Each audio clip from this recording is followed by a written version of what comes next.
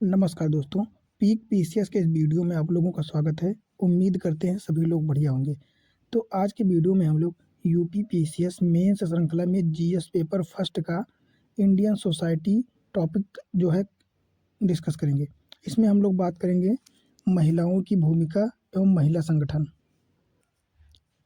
जिसमें हम लोग महिलाओं की भूमिका देखेंगे और महिलाओं से संबंधित कौन-कौन से एनजीओ हैं, कौन-कौन से सेल्फ हेल्प ग्रुप हैं, ये सारी चीज़ें देखेंगे और महिलाओं से संबंधित मुद्दे तथा उनकी समस्याओं और उनसे निपटने वाले जो उपाय हैं, उनके बारे में देखेंगे। तो सबसे पहले हम लोग बात करते हैं ग्लोबल जेंडर गैप इंडेक्स जो है 2022 की रिपोर्ट यहाँ पे दी गई है ना? जो कि कितनी है 135/146 है ना? अगर बात करें लैंगिक अंतर क्या होता है, तो महिलाओं और पुरुषों के बीच सामाजिक, राजनीतिक, भौतिक, आर्थिक, बौद्धिक है ना? इन सभी दृष्टिकोणों से जो है इन सभी क्षेत्रों में आर्थिक उपलब्धियों के दृष्टिकोण का जो अंतर है, महिला और पुरुष का अंतर है ना? मान लेते हैं कि सेम काम के लिए महिला और मेल और फीमेल काम कर रहे हैं, ठीक है? तो इनको अगर ज़्यादा वेतन मिल रहा है और महिलाओं को वेतन कम मिल रहा है, तो इनके मध्य जो गैप है वो हर क्षेत्रों में गैप होता है। ऐसा नहीं कि केवल पैसे में ही होता है ना? पद को ले लें या फिर कहीं भी देख लें तो हर जगह पे असमानता बनी रहती है। वही गैप जो है वही ग्लोबल जेंडर गैप कहलाता है ना? तो वर्तमान की बात करें तो 135/146 जो है अंतर है, इतना अंतर दिखाई पड़ता है। अब बात करते हैं हम लोग सामाजिक संरचना, सामाजिक संस्थाएँ और महिलाओं से संबंधित जो है जानकारी देखेंगे, जिसमें हम लोग सबसे पहले देखेंगे जाति संरचना और महिलाओं का क्या संबंध है आपस में, है ना? तो अगर हम बात करें तो सबसे पहले बात करते हैं पितृसत्तात्मकता, है ना? क्या है पितृसत्तात्मकता से तात्पर्य ये होता है कि पितृवाद को बढ़ावा देना, है ना? महिलाओं को कम आंकना। तो क्या कहता है यहाँ पे कि पुरुषों को अधिक महत्व दिया जाता है जो है, महिलाओं को कम अवसर प्रदान किए जाते हैं। तो वर्तमान की बात करें तो वर्तमान में तो खैर समानता दिखाई पड़ रही है, पर प्राचीन समय में क्या होता था कि महिलाओं को केवल घर में रहने का अधिकार था, घर से बाहर नहीं जा सकती थी। केवल घर में खाना बनाओ, बच्चे पैदा करो और घर के काम करो, एक-दूसरे के घर में ही जो सेवा करना है वो करो। बाहर जाने का अधिकार नहीं था, पुरुषों के समान जो है कार्य नहीं कर सकती थी महिलाएँ, उनको शिक्षा तक का जो है अधिकार नहीं था पहले। तो यही है कि पितृसत्तात्मकता का तात्पर्य यही है कि बच्चों या लड़कों को ही ज़्यादा अधिक महत्व देना हर चीज़ में अवसर उनको देना, ना कि महिलाओं को। बात करें उच्च जातियों में महिलाओं पर अधिक प्रतिबंध था। उच्च जातियों का तात्पर्य उच्च जातियों में जो है किसी प्रकार की आर्थिक जो है चिंता नहीं होती थी, है ना? चूँकि वो उच्च वर्ग में आते थे तो उनके पास पैसा, धन दौलत तो होती ही थी। तो उनका जो परसेप्शन था, उनका नज़रिया था कि महिलाओं को घर में ही रखो और केवल घर के काम तक ही सीमित रखो। ना ही उनको ज़्यादा शिक्षा का अधिकार दो, ना ही बाहर निकलने का अधिकार दो, ना ही राजनीति और अन्य क्षेत्रों में जाने पर। अगर बात करें निचली जातियों की, तो चूँकि निचली जातियों में परिवार में 3-4 लोग होते थे, ठीक है? तो उसमें एक आदमी केवल पुरुष कार्य करके जो है घर का भरण-पोषण नहीं कर पाता था। तो महिलाओं को जो है निम्न जातियों में घर के बाहर मजदूरी भी करनी पड़ती थी, अन्य कार्य भी करने पड़ते थे, है ना? अपने गायों को देखना पड़ता था, जानवरों को देखना पड़ता था। तो निम्न जाति या निम्न वर्गों में जो है महिलाओं पर उतने प्रतिबंध नहीं थे जितने उच्च वर्ग में थे। जैसा कि आजकल के लोग आजकल के माहौल में भी आप लोग देखते होंगे, बहुत सारे घरों में जो है महिलाएँ आपके गाँव में देखते होंगे, जो गरीब घर के हैं लोग या मिडिल क्लास हैं, उनके घर में तो महिलाएँ घर के बाहर निकलती होंगी। पर अगर उच्च वर्ग की बात करें तो उनके वहाँ सारी व्यवस्था घर में ही होती है, ना ही घर के बाहर कहीं जाना, ना कुछ। तो अभी भी वो प्रचलन ऐसा नहीं है कि पूरी तरह से खत्म हुआ है, तो पूरी तरह से अभी भी खत्म नहीं हुआ है। अगले पॉइंट की बात करें तो पैतृक अचल संपत्ति से वंचित महिलाओं को जो है पिता की संपत्ति में अधिकार भी नहीं दिया था। पर वर्तमान की बात करें तो एक अधिनियम लाया गया जिसके माध्यम से जो है बेटा और बेटी दोनों को, जब तक बेटी की शादी नहीं हो जाती है तब तक उसका संपूर्ण मतलब बराबर का अधिकार होता है, भाई के समान बहन का भी। पर प्राचीन समय में ये सब नहीं था। प्राचीन समय में बड़े पुत्र या सभी बेटों में ही ज़मीन या संपत्ति को बाँट दिया जाता था, न कि लड़कियों को। अगला बात करें तो सार्वजनिक व निर्णय प्रक्रिया से भी महिलाओं को दूर रखा जाता था या रखा जाता है ना? उनको केवल कहाँ तक घरेलू कार्यों तक ही सीमित या महदूद कर दिया जाता है। बात करें वंचित वर्ग एवं निम्न वर्ग, इनको महिलाओं को अधिक स्वतंत्रता एवं समानता रहती है, क्योंकि अभी मैंने बताया भी कि उनको बाहर मजदूरी भी करना पड़ता है, घर में बच्चों का ख्याल भी रखना पड़ता है, पूरे परिवार का भरण पोषण का आधा अधिकार उनका भी होता है या आधे जिम्मेदारी उनकी होती है। तो वहाँ पे समानता और स्वतंत्रता का जो है अच्छी खासी देखने को मिल जाती है उच्च वर्ग की तुलना में। बात करें अलग अलग जातियों में कार्यों को लेकर महिलाओं की अलग अलग स्थिति होती है।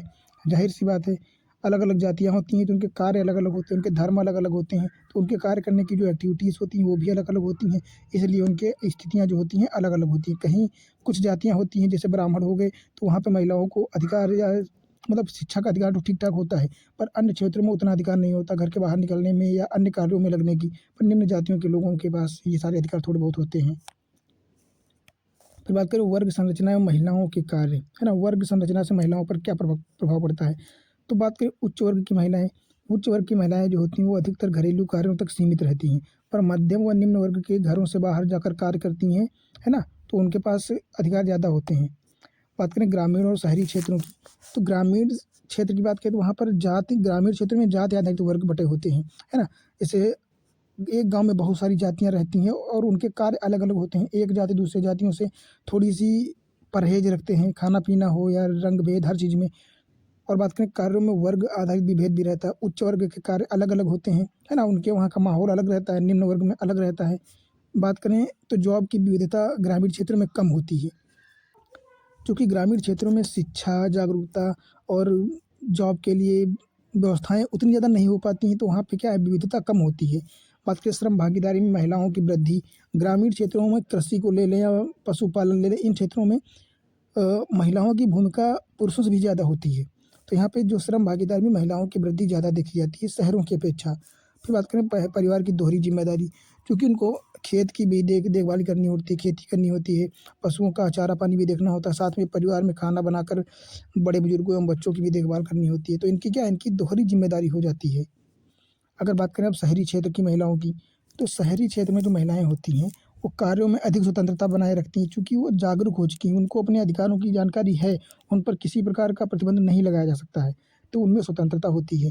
बात करें सभी वर्गों में कार्य स्वतंत्रता, शहरी क्षेत्र में जागरूकता होने के कारण उनको ये नहीं है कि आप गुप्ता हो तो आप केवल ठेला ही लगाओगे, आप भार्ग हो या SC ST में तो आप महिला ढोओगे, इस प्रकार के काम करोगे या जो है सफाई कर्मी के काम करोगे, ऐसा कुछ नहीं है। अब कोई भी अपनी स्किल के हिसाब से कोई भी कार्य कर सकता है, तो इसलिए वहाँ पे क्या है, वहाँ पे जॉब या वैकेंसीज़ की विविधता है ना, रोज़गार विविधता है, आय की उच्च आय मिलती है, उच्च शिक्षित महिलाओं की श्रम भागीदारी में कमी है और परिवार की दोहरी भूमिका इन पर भी रहती है, चूँकि शहरी क्षेत्रों में भी अपने बच्चों को देखभाली तो करनी ही पड़ती है, साथ में अलग कार्य भी करना पड़ता है, जॉब हो गया वगैरह वगैरह, है ना। अब हम लोग बात करेंगे महिलाओं के कार्य की प्रकृति, विस्तार एवं प्रतिरूप किस प्रकार से है। तो यहाँ पे रिपोर्ट्स की बात की गई है। हालांकि ये रिपोर्ट्स अब खैर नए हो गए होंगे, तो आप अपने हिसाब से करंट अफेयर्स पढ़ते ही होंगे, तो वहाँ से रिपोर्ट्स को देख करके ये जगह जो दी गई यहाँ पे आप लोग अपने हिसाब से नए रिपोर्ट और नए आंकड़े देख सकते हैं। पर फिर भी अगर 2011-12 में NSS मतलब राष्ट्रीय नमूना सर्वेक्षण की रिपोर्ट की बात करें तो ये क्या कहती है, ये कहती है कि गैर कामकाजी महिलाएं 90% घरेलू कार्य में संलग्न हैं। मतलब ऐसे कार्य जो कार्य की श्रेणी में नहीं आते हैं, जिनसे हमको आय की प्राप्ति नहीं होती है, उस प्रकार के कार्यों में महिलाओं की भागीदारी कितनी 90% है, सोच सकते हो आप 90%। बात करें ILO मतलब इंटरनेशनल लेबर ऑर्गेनाइजेशन, भारतीय श्रम संगठन की बात करें तो ये क्या कहता है कि भारत में महिलाएं प्रतिदिन 5 घंटे अवैतनिक घरेलू कार्य करती हैं। कौन सा अवैतनिक, ऐसा कार्य 5 घंटे करती हैं घर में, 5 से 6 घंटे एवरेज, कि जिससे उनको पैसा नहीं मिलता है। जबकि पुरुषों की बात करें तो 1 घंटे से भी कम कार्य करते हैं। तो इस हिसाब से अगर बात करें तो महिलाएं पुरुषों की अपेक्षा हर क्षेत्रों में ज़्यादा कार्य करती हैं, है ना, पर उनको वेतन नहीं मिलता है, इसलिए उनके वो कार्य की कोई वैल्यू नहीं रहती है। अब अगर हम बात करें वैतनिक कार्य, है ना, तो IMF क्या कहता है, इंटरनेशनल मॉनेटरी फंड, है ना, अंतर्राष्ट्रीय मुद्रा कोष, इसकी रिपोर्ट कहती है कि यदि भारत में पुरुषों के समान दर से महिलाएं भी अर्थव्यवस्था में अपनी भागीदारी करें तो भारत की GDP में 70% की वृद्धि हो सकती है। कितनी, 27%, 70 सॉरी 27% की। ये सोच सकते हो कितनी बड़ी वृद्धि है, 27%, है ना। केवल 21% महिलाएं संगठित क्षेत्रों में कार्य करती हैं। 100 महिलाओं में से केवल 21 महिलाएं, 21 महिलाएं ऐसी हैं जो संगठित क्षेत्रों में कार्य करती हैं, है ना, जिनकी गारंटेड जॉब है। बाकी ऐसे क्षेत्रों में असंगठित क्षेत्रों में कार्य करती हैं। तो सोच सकते हो कितनी असमानता है। अब हम बात करेंगे मुद्दे क्या हैं, तो उच्च शिक्षा व कौशल विकास के अवसरों में कमी के कारण अवैतनिक कार्यों में महिलाओं की भागीदारी कम है ना, क्योंकि उच्च शिक्षा उनके पास नहीं है, उनके पास बेहतर कौशल नहीं है, जागरूकता की कमी है, इस कारण जो है उनको अवैतनिक कार्य करने पड़ जाते हैं कभी कभी। और जो वैतनिक कार्य करते भी हैं तो उसमें क्या है, उसमें उनको पुरुषों के समान या अन्य स्किल हाई स्किल प्रोफेशनल्स के प्रकार से पैसा नहीं मिल पाता है। तो इसके इसलिए क्या कहा गया है कि इनमें जो है इस प्रकार की कमी है, इसको बढ़ावा दिया जा सकता है। आय समानता, समान कार्य हेतु महिलाओं को पुरुषों से कम वेतन दिया जाता है। अन्य क्या मुद्दा हो जाएगा, कार्यस्थल पर महिलाओं के साथ देखभाल व हिंसा, है ना? उनके साथ भेदभाव भी होता है, देखभाल में कमी रहती है और उनके साथ हिंसा भी होती है ना? कार्यस्थल पर उनका शोषण हो जाता है कभी-कभी और उनकी दोहरी ज़िम्मेदारियाँ तो होती ही हैं। फिर बात करें महिलाओं से संबंधित मुद्दे एवं प्रतिक्रिया, तो देख लेते हैं कौन-कौन से आंदोलन हुए हैं। सबसे पहले बात करें महिला आंदोलनों की, तो महिला आंदोलन, अगर महिला मुद्दे की बात करें तो इनकी स्टार्टिंग कब से हो जाती है? 19वीं सदी से स्टार्टिंग हो जाती है ना? पुरुषों द्वारा महिला मुद्दे उठाए गए, कौन-कौन से पुरुषों द्वारा? एक तो राजा राम मोहन राय हो जाएँगे, ईश्वरचंद्र विद्यासागर, है ना? ज्योतिबा फूले, ढोंडो केशव कर्वे हो जाएँगे, महादेव गोविंद रानाडे हो जाएँगे। इनके बारे में आप लोगों ने सामाजिक सुधार आंदोलन मॉडर्न हिस्ट्री में पढ़ा भी होगा, ये सारी चीज़ें, है ना? तो 19वीं सदी के उत्तरार्ध में अगर बात करें तो राजनीतिक व व्यक्तिगत अधिकारों को लेकर जो है स्थानीय और राष्ट्रीय स्तर पर महिलाओं ने संगठन बनाए तथा आंदोलन भी किए। इसका खामियाजा क्या हुआ कि उनको अधिकारों की जानकारी हुई, उनको अधिकार प्रदान किए गए, शिक्षा में उनका बढ़ावा दिया गया, है ना? फिर बात करें 20वीं सदी की शुरुआत में स्वतंत्रता संग्राम में महिला भागीदारी ने क्या किया? महिला आंदोलनों को आधार प्रदान किया। फिर अगला बात करें तो स्वतंत्रता के बाद की बात करें तो पितृसत्तात्मकता को चुनौती दिया इन्होंने, चुनौती मिली और महिला हिंसा के विरुद्ध आंदोलन, राजनीतिक निर्णय में महिला भागीदारी, पैतृक संपत्ति व पारिवारिक निर्णयों में महिलाओं के स्थान की लड़ाई हुई, लैंगिक समानता को बढ़ावा दिया गया, असमानता में कमी आई और न्याय को बढ़ावा दिया गया। तो ये सारे अच्छे या सकारात्मक परिणाम हुए हैं स्वतंत्रता के बाद। अब बात करें भारत में महिला आंदोलन के विभिन्न आयाम कौन-कौन से हैं? बात करते हैं सबसे पहले औपनिवेशिक काल या अंग्रेजों के समय की बात करते हैं। तब क्या हुआ था कि स्वतंत्रता व राष्ट्रीय चेतना हेतु आंदोलन हुए, जबकि पश्चिम में महिला पुरुष समानता, निजी व सार्वजनिक क्षेत्र में भागीदारी हो गया, महिला भागीदारी आंदोलन हो रहे थे। ठीक है, अगला बात करें 19वीं सदी के उत्तरार्ध में जो है 1850 के समय की बात है, तो वहाँ पे क्या हुआ? तो यहाँ पे नारीवादी आंदोलन दिखाई पड़ते हैं, है ना? उच्च शिक्षित पुरुषों द्वारा जो है ये नारीवादी आंदोलन किए गए। इसमें क्या कहा गया कि उच्च वर्ग में महिलाओं ने कन्या भ्रूण हत्या, बाल विवाह, दहेज आदि के खिलाफ क्या किया? आंदोलन किया, इनके खिलाफ जागरूकता हासिल करी, ये सारे कार्य किए गए। फिर बात करते हैं 20वीं सदी की शुरुआत क्या हुआ? यहाँ पे महिला संगठनों की उत्पत्ति होती है, यहाँ से महिला संगठन उभरने लगते हैं, है ना? अब ज़ोर शोर से। तो क्या होता है कि महिलाओं की राजनीतिक भागीदारी, स्वतंत्रता, समानता व न्याय की लड़ाई, ये सारे मुद्दे उठाए जाने लगते हैं। फिर वामपंथी राजनीति से प्रेरित महिलाओं ने जो है क्या किया? कृषक व श्रमिक आंदोलन स्टार्ट किए, है ना? जैसे तेलंगाना में संघर्ष हुआ, ये सारी चीज़ें हुई। फिर बात करें अगर आज़ादी के बाद क्या हुआ, तो बुर्जुआ उदारवादी वर्ग जो है ये महिला प्रतिनिधित्व का स्वागत करता है। बात करें 1960 और 70 के दशक की, तो अंतर्राष्ट्रीय स्तर पर महिला आंदोलन ने भारत में महिला आंदोलनों का पुनः उत्थान बढ़ावा दिया, है ना? 1970-80 में क्या हुआ? शहरी आधारित महिला समूह जैसे नारीवादी आंदोलन, ये सारी चीज़ें दिखाई पड़ती हैं, ये सारी चीज़ें आगे बढ़ने लगती हैं। अगर बात करें महिला आंदोलनों की, तो आज़ादी के पहले महिला आंदोलन कैसे थे देख लेते हैं हम लोग। तो महिला आंदोलनों को केवल महिलाओं ने ही नहीं उठाया है, पुरुषों द्वारा भी उठाया गया है ना? और महिलाओं द्वारा भी उठाया गया है। अगर पुरुषों की बात करें तो सामाजिक धार्मिक सुधार आंदोलन हुए, जिसमें 1828 में राजा राम मोहन राय ने सती प्रथा को ख़त्म किया। 1867 में प्रार्थना समाज की स्थापना बाल विवाह किया गया, जिसके तहत क्या किया गया? बाल विवाह को प्रतिबंधित किया गया, बहु विवाह को प्रतिबंधित किया गया, विधवा पुनर्विवाह को बढ़ावा दिया गया, है ना?